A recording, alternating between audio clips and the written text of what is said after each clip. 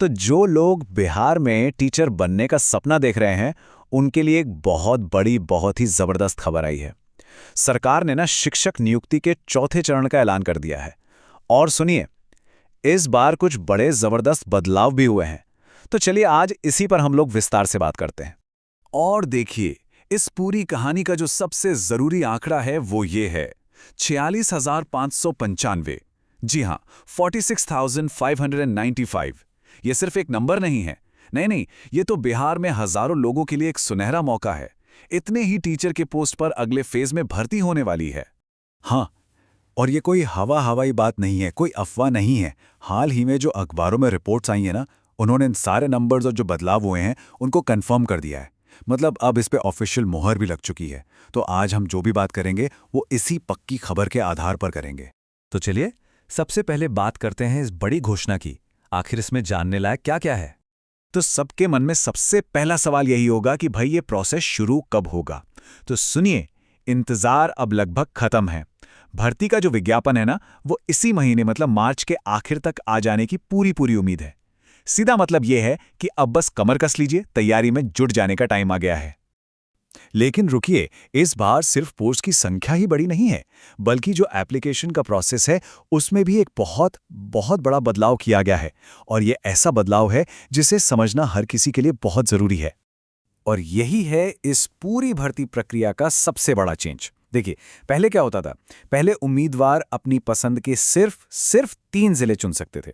लेकिन अब 3 नहीं, बल्कि बिहार के पूरे 38 जिलों को अपनी प्रायोरिटी लिस्ट में डालना ही होगा। मतलब ये एक बहुत बड़ा पॉलिसी डिसीजन है।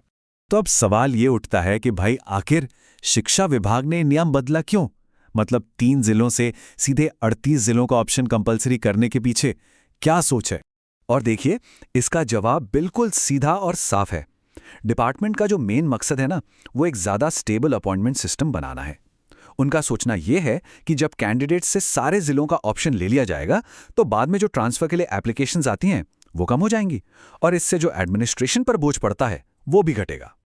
अच्छा, तो इस नए नियम के लागू होने के बाद जो सिलेक्शन का प्रोसेस है वो असल में दिखेगा कैसा? चलिए इसको स्टेप बाय स्टेप समझते हैं।